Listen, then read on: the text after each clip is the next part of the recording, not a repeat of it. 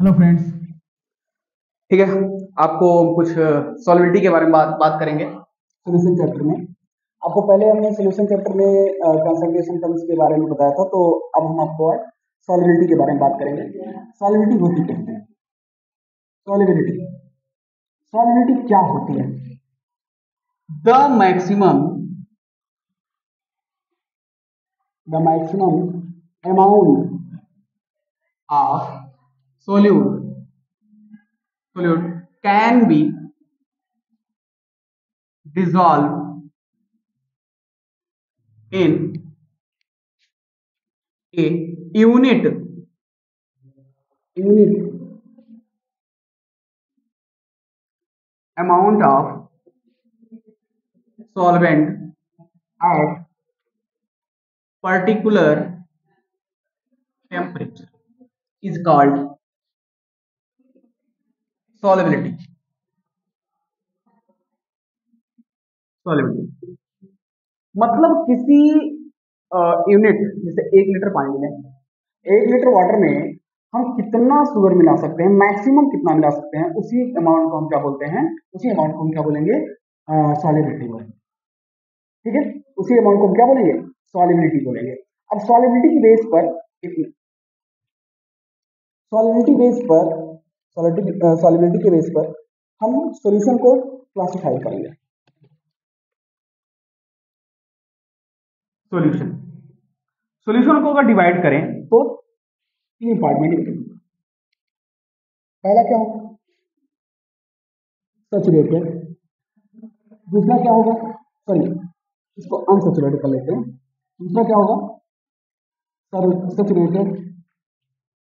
और तीसरा होगा सुपर सैचुरेटेड।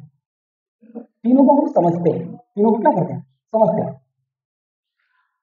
ठीक है, हम एक काम करते हैं, कुछ एग्जाम्पल बताते हैं। जैसे आप भूखे हैं, खाना खा रहे हैं, तो आप खाना खा सकते हैं, खाना खा सकते हैं। तो जब तक खाना खा सकते हैं वो क्या है? अनसैचुरेटेड। मतलब और ज्यादा ले सकते हैं, मोर अमाउंट ऑफ फूड्स ले सकते हैं। तो उस स्टेज को हम क्या बोलेंगे? अनसैचुरेटेड। लेकिन जब आपका पेट भर जाएगा, मतलब खाना खा चुके होंगे, उसको हम क्या बोलेंगे? सैचुरेटेड। बाय मिस्टेक के लिए हम बात कर लेते हैं। खाना खाने के बाद 2 किलोमीटर आप दौड़ लिए, खाना डाइजेस्ट हो गया आपका। अब डाइजेस्ट होगा तो उसके बाद भी आप खाना खा सकते हैं, तो उसको हम क्या बोलेंगे? सुपर सैचुरेटेड बोलेंगे। एग्जाम्पल चलिए हम बताते हैं। क्या कह सकते हैं? More amount of solute can be added। ठीक है, इसको मोर अमाउंट ऑफ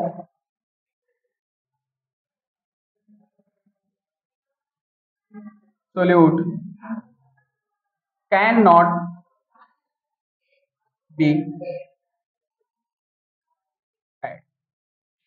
ठीक है, इसको क्या कह सकते हैं? मोर अमाउंट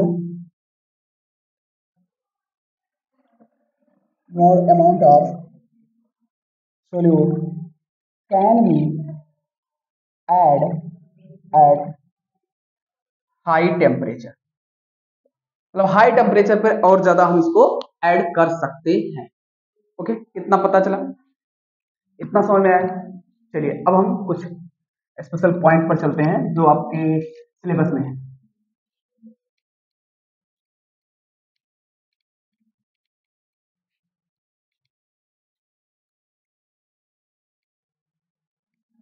चलिए देखते हैं। सबसे पहले factor affecting, sorry,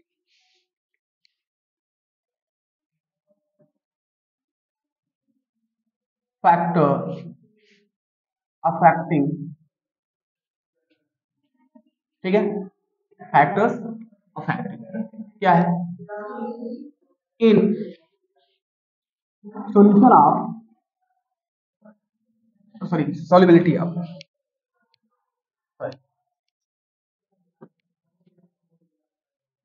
solubility of solid in liquid. ठीक है, पहला फैक्टर क्या होगा? Nature of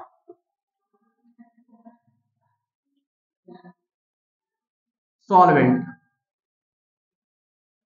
nature of solvent की बात करें तो नेचर ऑफ सॉल्वेंट की बात करें तो होता क्या है? Like dissolve to like, like dissolve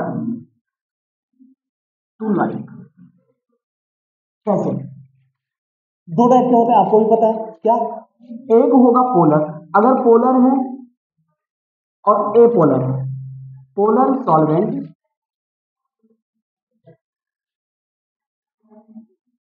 dissolve to sorry polar solute, polar solute. ठीक है, और दूसरा apolar solvent dissolve to apolar solute. ठीक है, अगर दूसरी बात करें सॉल्वेंट सोल्यूट की, दूसरा नेचर ऑफ सोल्यूट, इसमें अगर हम बात करें, इसमें भी वही सेम टू सेम टॉपिक आएगी। कैसे? अगर हम पोलर की बात करें, दूसरी कोवैलेंट बॉन्ड की, कोवैलेंट कंपाउंड। कोवैलेंट में दो होते हैं, एक होता है पोलर और एक होता है apolar. Apolar non polar, non polar, sorry यहां पर भी को लिखना चाहिए नॉन पोलर, नॉन पोलर। ठीक है, non polar. Polar solute dissolve in polar solvent।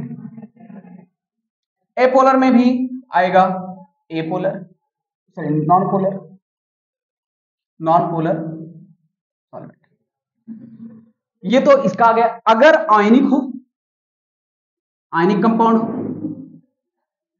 तो क्या हो? सिंपल सी बात है, इसमें आपका लैटिस एनर्जी और हाइड्रेशन एनर्जी पर चलेगा। तो जिसकी हाइड्रेशन एनर्जी ज्यादा होगी किससे? लैटिस एनर्जी से, वो can dissolve, can dissolve. It's okay. अब नेक्स्ट जो प्रॉपर्टी है या नेक्स्ट फैक्टर है वो है temperature.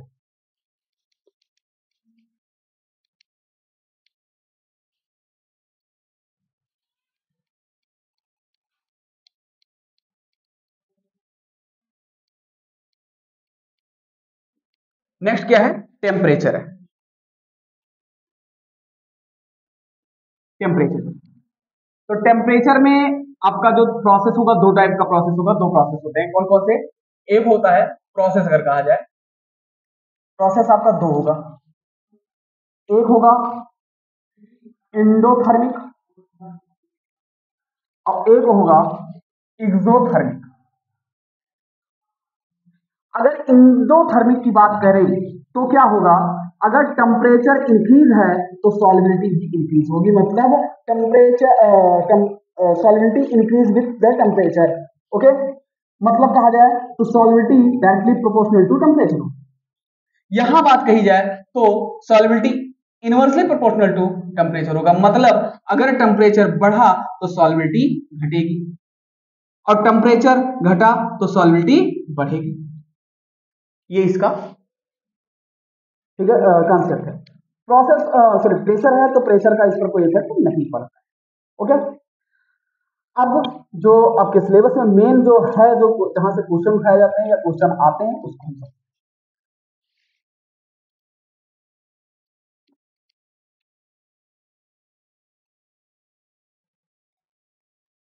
solubility of gas in liquid। ठीक है, इस पर पहली बात तो बात करें पहला हम जो बात करें, पहला जो बात करें हम टेम्परेचर की, एक्चुअल में क्या है, इट प्रोसेस इज एक्सोथर्मिक। अगर एक्सोथर्मिक है तो आपको मैंने अभी बताया है क्या कि टेम्परेचर बढ़ाएंगे तो सॉल्युबिलिटी घटेगी, टेम्परेचर घटाएंगे तो सॉल्युबिलिटी बढ़ेगी। इसका जीता जागता एग्जाम्पल हम एक बता दे रहे हैं। जितने भी एक्वेटिक एनिमल्स हैं वो कोल्ड वाटर में ज्यादा कंफर्टेबल होते हैं कंपेयर टू हॉट वाटर। क्यों? क्योंकि ऑक्सीजन क्या है, गैस है। ऑक्सीजन क्या है, गैस है। और जो गैस होती है वो गैस लिक्विड में कब ज्यादा सॉल्युबल है, टेम्परेचर डिक्रीज होने पर, टेम्परेचर डिक्रीज होने पर इसकी सॉल्युबिलिटी बढ़ती है। ठीक है। दूसरा क्या है, प्रेशर।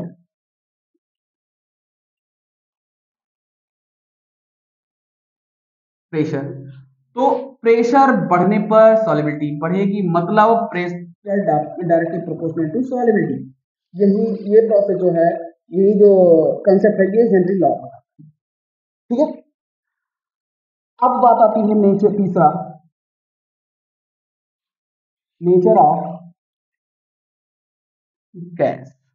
नेचर ऑफ गैस, तो सबसे पहली बात तो नेचर में क्या होना चाहिए, it should not B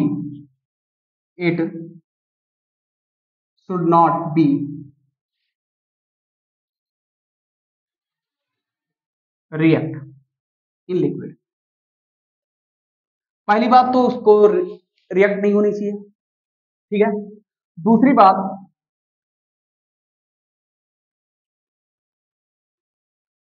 it should be easily liquefied.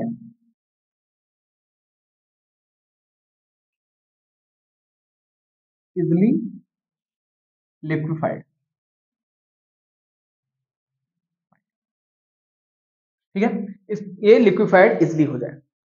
दो चीजें होनी चाहिए जिसके लिए क्या है, सॉल्युबिलिटी का इफेक्ट पड़ता है। अब हम बात करते हैं नेक्स्ट टॉपिक की, क्या, Henry law.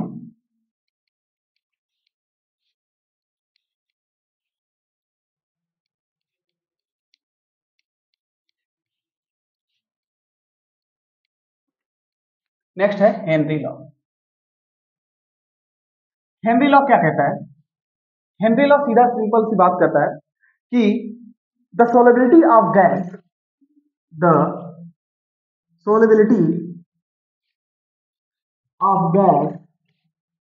is directly proportional to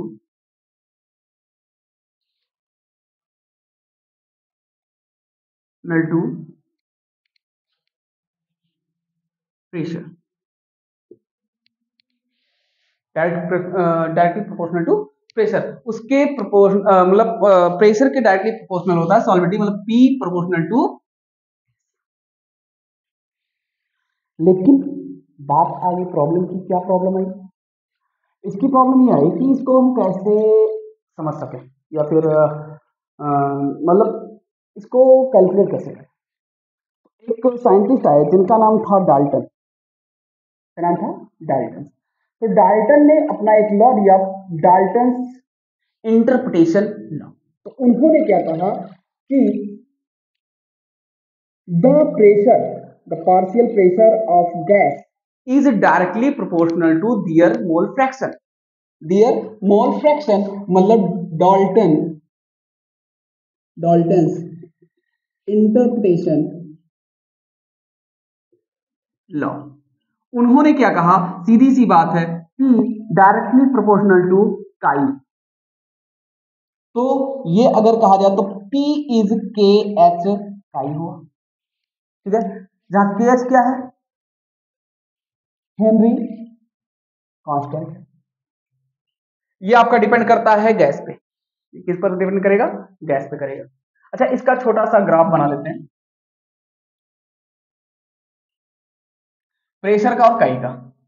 तो डायरेक्टली प्रोपोर्शनल है तो ऐसे बनेगा, लेकिन अगर हम काई ले लें और के एच ले लें तो क्या बनेगा, तो इसका कैसे बनेगा।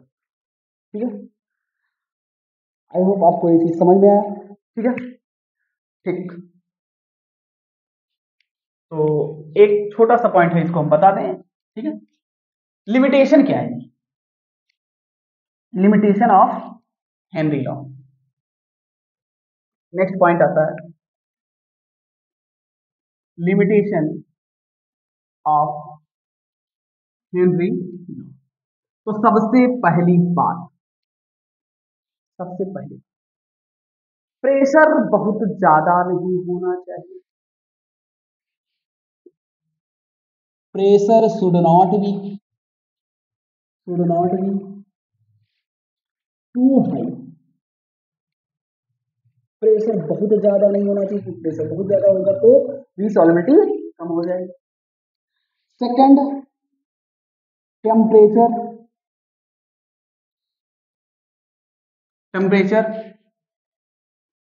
शुड नॉट बी टू लो।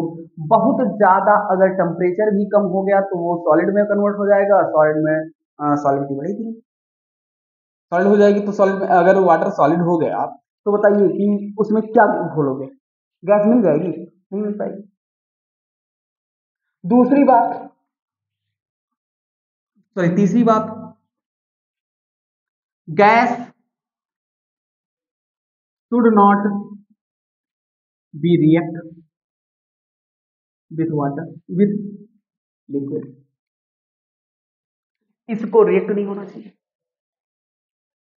और फोर्थ बात जो होगी, gas should not B dissociate और एसोसिएट, ना उसको डिसोसिएट होना चाहिए ना एसोसिएट होना चाहिए।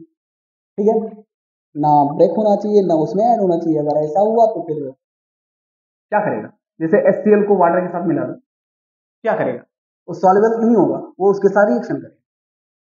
ये बात है। आई होप आपको समझ में आया। Thank you.